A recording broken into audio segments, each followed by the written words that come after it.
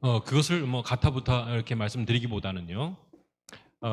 사실 영국에서 이제 영국 성서공회가 BFBS라고 하는 것이 1905년 그때 만들어지는데요. 성경을 제작을 해서 또 그것을 번역을 해서 외국어로 이렇게 이제 전 세계에 성경을 보급하는 것이 우리의 목적이다라고 했는데, 그때 얘기했던 중요한 원칙이 뭐냐면 성경을 원문 그대로, 그리고 거기에다가 주해나 이런 것들을 추가하지 않고 그렇게 한다라고 하는 원칙이 있었습니다. 그랬는데 오늘 두 분 우리 교수님들 다 잘 아시지만, 사실 마틴 루터는 이미 성경을 번역을 하면서 서문이라고 하는 것을 만들어서 거기다가 넣었고, 그리고 그 당시에는 이 주해나 이런 부분들을 얘기하지 않았기 때문에 또 루터도 사실은 그 위원의 역이 아니라 사역이라고 볼 수 있지 않겠습니까? 그런 면에서 개별 교회 목사님들께서 어떤 그 중요한 결정이나 또 위원회의 그 번역에 저촉되지 않는다라면, 사실 우리가 설교를 하거나 가르칠 때 그것을 풀어서 설명하는 것처럼 그렇게 가르치는 것은 어떤 면에 있어서는 이미 하고 있는 부분이라고 생각이 됩니다. 그러나 그것을 출판물로 만들어서 그것을 개별 출판을 한다든지 이것이 꼭 그래야 되는가라고 하는 것은 그것은 뭐 좀 말씀을 드리고, 그러나 어쨌든 우리 한국에서도요 그 성서 번역자회가 이제 활동을 하게 되는데, 그 전후로 해서 많은 사역들이 나옵니다. 선교사나 또 우리 한국 분들 관련해서, 왜냐하면 또 뭐 갈등이 있어서 나왔다든지, 예를 들면 직역이냐 의역이냐 이래서 게일 선교사 같은 경우도 결국에는 사역을 만들어서 그 의역을, 그분은 이제 의역 중심인데 그 출판을 합니다. 25년도인가 아마 그럴 겁니다. 1925년도. 그래서 지금 말씀하신 것이 원칙적으로 문제가 되는 것은 아니다라고 하는 생각은 들고, 그러나 우리가 지금 보는 것처럼 성경을 잘 번역한다라고 하는 것은 굉장히 어려운 일이다. 이 원천 언어와 그리고 수용 언어를 둘 다 잘해서 한다라고 하는 것을 어렵기 때문에 좀 그런 부분은 좀 생각해 주시면 하는 생각이 좀 듭니다. 뭐 말씀드리면 성서 공회 쪽에서 일을 많이 하신 민영진 교수님이나 또 많은 그 번역자들 이런 분들하고 얘기를 하고 글을 보아도요. 그래서 어떤 한 가지 번역본만을 추종할 것이 아니라 다양한 번역본을 함께 보는 것이 좋겠다라는 생각이 들고, 저도 연구하면서 왜 우리 교회는 계속해서 개혁되어야 된다고 하는 것처럼 성서의 번역은 한 시대를 또 넘어가게 되면 언어가 또 바뀌기 때문에 계속해서 번역이 되어야만 합니다. 그것이 진리라면 진리가 되겠습니다.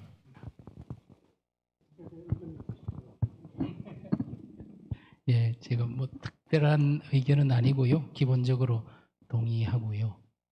어떻게 보면 초대교회에서도 이제 다양한 책들 가운데 정경화 작업이 이루어질 때 다양한 책들이 있지만 이 책이 얼마나 사도성이 있는가, 이것도 중요했지만 모든 교회들이 이것들을 받아들이고 인정하고 읽고 있는지, 보편성이라는 또 다른 원칙. 근데 사실은 우리가 사역은 충분히 할 수 있다고 생각하고요. 그러나 이제 그것이 교회나 공적인 어떤 인정을 받는 보편성을 획득하는 방식으로 그게 결정이 돼야 된다고 생각합니다. 최근 뭐 그렇게 설교하시면서 또 뭐 메시지 성경 이런 것들도 많이 이렇게 인용을 하고 하시더라고요. 하지만 이제 좀 더 풍부하게 성경 본문의 의미를 되살리기 위해서 사역을 하거나 또 사적인 번역들을 사용할 수는 있지만, 그게 성경은 교회 공동체의 책이기 때문에 그런 어떤 인정 이런 것들이 또 필요하지요. 그래서 그런 것들이 이제 같이 좀 고려가 돼야 되지 않을까 싶습니다. 예, 뭐 저도 그 루터 입장에서 한마디 좀 말씀드리면, 전 그런 말할 자격이 없어요. 왜냐하면 루터가 하도 많이 글을 써서 루터 글 읽느라고 성경 원어를 제가 공부를 잘 못했어요. 근데 루터는 목회자, 설교 준비하는 사람, 원어 모르면 목사 되지 말라, 그런 식으로 얘기를 했거든요. 그러니까 이제 번역은 이렇게 우리의 언어로 한다 하더라도 그 원어의 근본 뜻은 원어로 읽을 수 있어야 된다. 이제 그런 얘기를 해요. 근데 그 제가 70년대 후반, 80년대 초반에 우리 루터라나워가 라디오 방송, 그때 TV가 희귀했기 때문에 거기서 라디오 그 설교자가 굉장히 중요한 역할을 했어요. 그때 이제 닥터 호프만이라고 하는 분이 아주 유명한 설교자인데 한국에 몇 번 오셨어요. 근데 그분은 설교할 때 본문을 읽으실 때 히라버 성경을 갖고 본문을 읽으십니다. 영어신데요. 그러니까 그때마다 아마 달리 읽으실 것 같은데, 그래서 제가 그거 보고 아주 놀랐어요. 그러니까 어떤 설교 본문이 있으면 원문을 가지고, 특별히 이제 그 그리스어 성경을 가지고 그걸 그대로 영어에 그대로 읽으세요. 그래서 제 생각엔 이제 아까 우리 교수님 강의 들으면서 이런 분야의 신학 저 연구 분야가 있구나 하는 부분을 이제 새롭게 알게 되었는데, 적어도 원어에 대한 충실한 그런 그 지식, 그 가운데 또 우리의 적용도 있었지 않을까. 하여튼 제 경험 간단히 말씀을 드립니다. 예, 하여튼 뭐 제가 아는 한 그렇습니다. 루터는 그 원래 사도들이 예수님의 부활에 대한 증언으로 복음이라고 하는 것을 그 전하는, 이제 그게 일종의 사도성이지 않습니까? 그 사도성, 이제 그것이 이제 나중에 정경도 만들고 교회도 만들고 그랬는데, 루터는 결코 새롭게 되어야 한다고 하는 그런 단어를 별로 이렇게 쓰지는 않습니다. 오히려 교회를 새롭게 자꾸 만들려는 건 로마 카톨릭이다. 우리는 근본으로 돌아가야 된다. 그게 이제 바로 그 사도들의 생생한 정경이 있기 이전에도, 물론 정경을 뭐 굉장히 그 어떤 뭐 그거 없이는 우리에게 계승되지 않으니까. 그래서 교회는 항상 개혁되어야 한다. 이 사실 루터가 쓴 말은 아니거든요. 배자가 쓴 말로 그렇게 알고 있는데, 근데 일부 루터교 학자는 그거 루터에게 어울리지 않는다. 이게 앞을 리포메이션이라는 것이 지금 단계에서 새로운 길을 개척하는 것이라고 한다면 루터에게 맞는 말이 아니다. 루터는 성경 그 이전의 복음, 사도성, 그 복음으로 살아있는, 그게 이제 살아있는 그것이죠. 그걸로 돌아가야 된다라고 하면서 새롭게 만들어낸 그 로마 교회의 새 것들, 진짜 갖다가 교회에다가 막 집어넣는 거, 인간적인 것들, 그거 다 끄집어내자. 이제 그게 루터의 입장이었고요. 그런 의미에서 제가 오늘은 이제 오직 성경이라고 하는 주제로 그런 루터의 성격을 잠깐 말씀드린 겁니다. 제가 조금 또 보태서 말씀드릴 것은, 사실 프로테스탄트 교회를 우리 한국에서는 개신교라고 흔히 말하는데요. 고칠 게 새로울 신자니까 고쳐서 새롭게 한다. 참 좋은 의미지만 과거에는 제가 지금 우리 학교에 1915년 우리 요람이 있거든요. 그리고 또 22년, 딱 100년 전 처음에 이 프로테스탄트 종교개혁 운동사 커리큘럼 이름이 개신교가 아니고 갱정교라고 불렀거든요. 다시 바를 정자, 다시 바르게 한다. 그래서 이게 우리가 초기에는 갱정운동사, 종교개혁 운동사를 그런 과목으로 가르쳤어요. 저는 이게 지금 우리 원장님 말씀하신, 결국 우리 프로테스탄트 종교개혁은 무엇을 새롭게 하는 것보다 사실은 바르게 하는 것이 중요했고, 원래 복음의 정신을 다시 바르게 하자. 가톨릭에 의해서 어그러지거나 굽어졌다면 다시 바른 길을 가자. 이 정신이 아니었나 그런 생각이 듭니다. 지금 말씀하시는 그 표현이요. 중국에서는 개신교를 껑정짜오회이라고 그러거든요.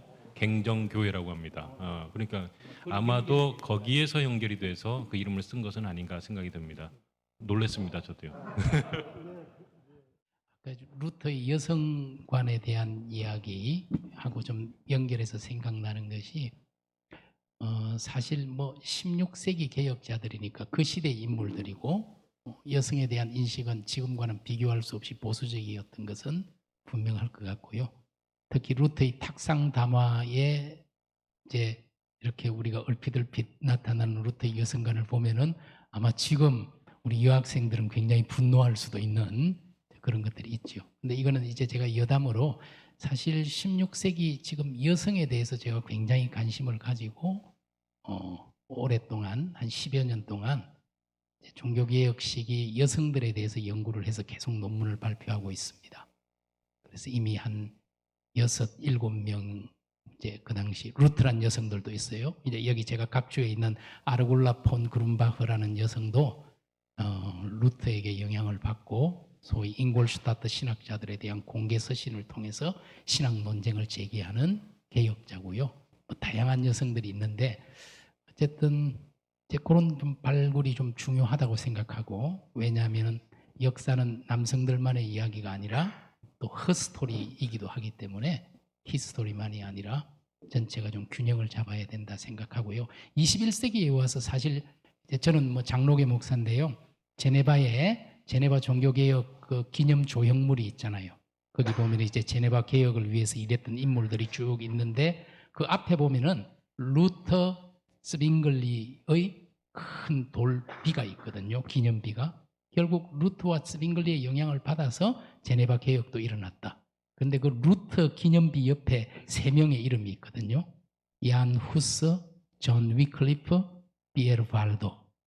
결국은 발도, 위클리프, 후스의 영향으로 루터가 일어난 거고, 그런데 이게 21세기에 와서 스빙글리 기념비 옆에 한 사람의 이름이 다시 추가가 됐어요. 원래 스빙글리 기념비 옆에는 아무 이름도 없었는데 유일한 여성입니다.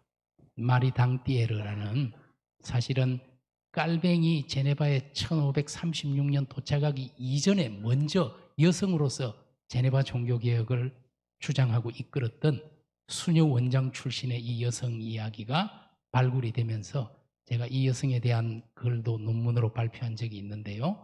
유일한 여성 이름이 그게 기록이 이제 됐는데, 어쨌든 종교개혁 운동에서 여성에 대한 관심 발굴도 앞으로 계속 있었으면 좋겠다, 그런 생각이 듭니다. 예. 고맙습니다. 그런 기회 주셨는데 저는 이제 저기 끝나기 전에 두 분께 좀 이 말씀을 좀 저번에 이만열 교수님을 저희들이 한번 모시고 강의를 들었어요. 그분이 이제 아주 그 마지막 결론으로 말씀을 하시면서 한국 교회는 선교사가 들어오기 전에 성경이 먼저 시작되었다. 성경으로. 그래서 말씀이 먼저 우리 땅에 떨어지고 그 말씀이 역사하고 그다음에 선교사가 들어온 거지. 그러면서 그 성경의 중요성을 그 말씀을 했거든요.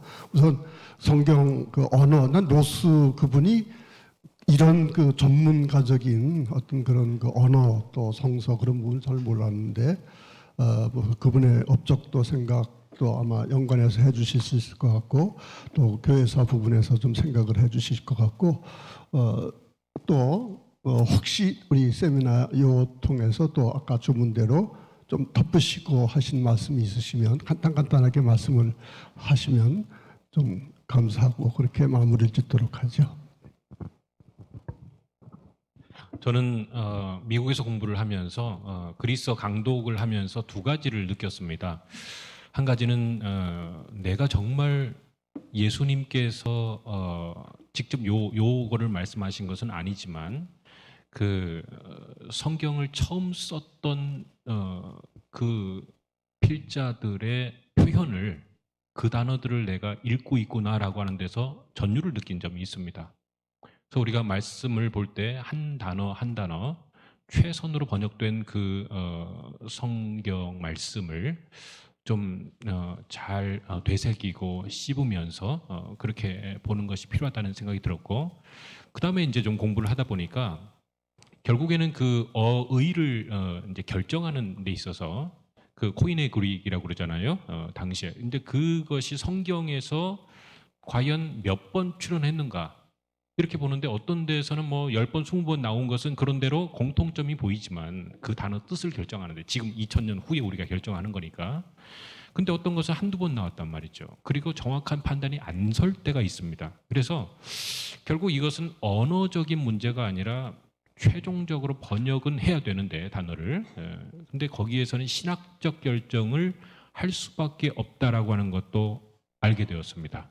그래서 이 원문에 충실하게 번역을 해야 된다라고 하는 것이 분명히 원칙이고 그렇게 가야 되는데 어쨌든 그렇게 번역을 해내는 많은 그런 번역자들 또 신학자들 목회자들이 참 귀한 그런 일들을 한다 생각이 들었습니다. 아무튼 여러분들께서 또 읽으시고 또 지원해 주시고 함께 가는 우리 성경 공동체가 앞으로 우리 한국 기독교에 더 풍성하게 아름답게 진행되기를 간절히 바랍니다.